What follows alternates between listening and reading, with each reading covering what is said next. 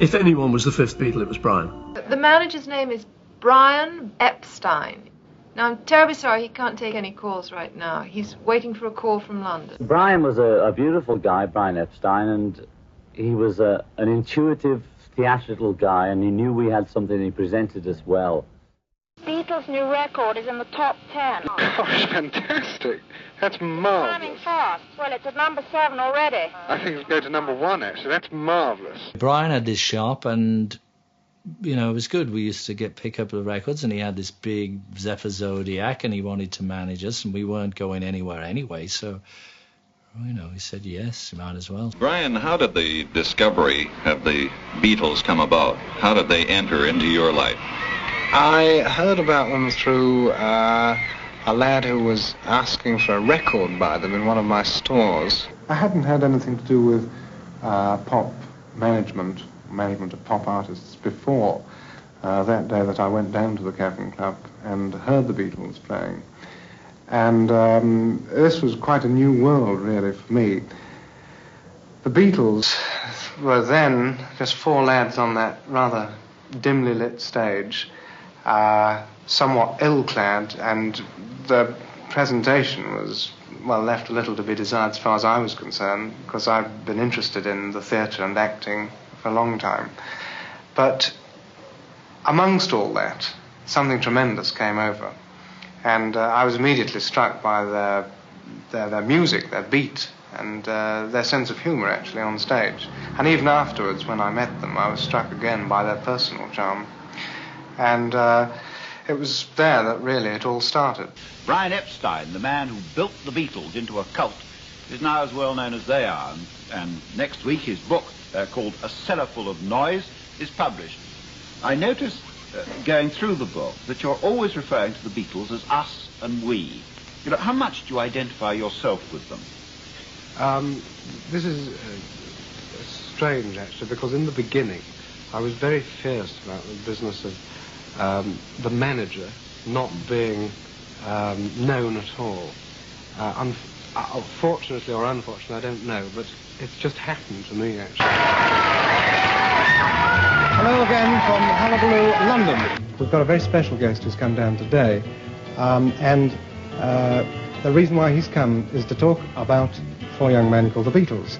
They start work next week on their new film, and the director of that new film is the man who so very successfully directed for us last year, A Hard Day's Night. Ladies and gentlemen, Mr. Richard Lester.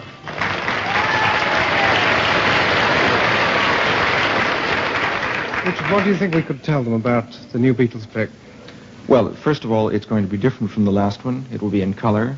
It will be a film that has a lot of plot and a lot of entertainment about it. And Ringo's in trouble again. I'm very much a Beatle fan. In fact, I've always realized this, that I've always been right since I've known them. I've felt probably everything that any Beatles fan, male Beatles fan, has ever felt.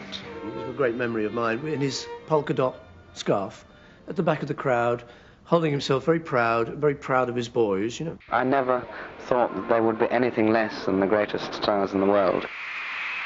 Well, I did everything that I could. You know, everything, shouted from the rooftops.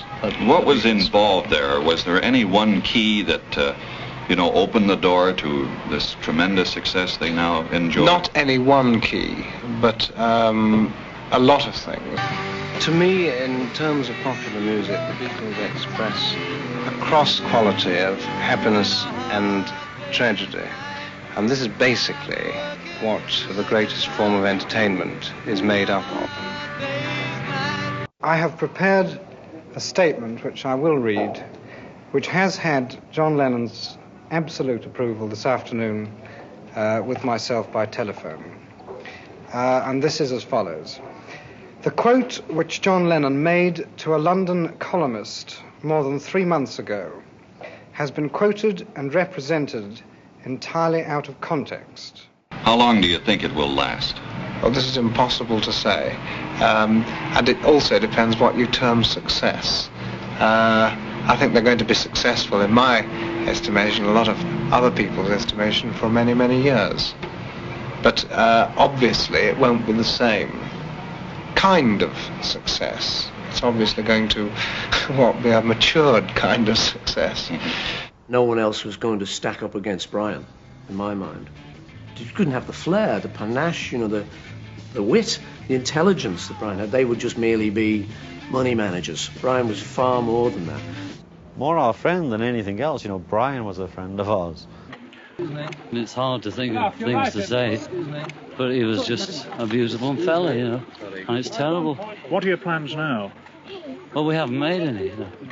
I mean, we only just heard, haven't we? Yes, it's as much of a news to us as there is to everybody else. Have you a tribute we'd like to pay to Mr. Epstein?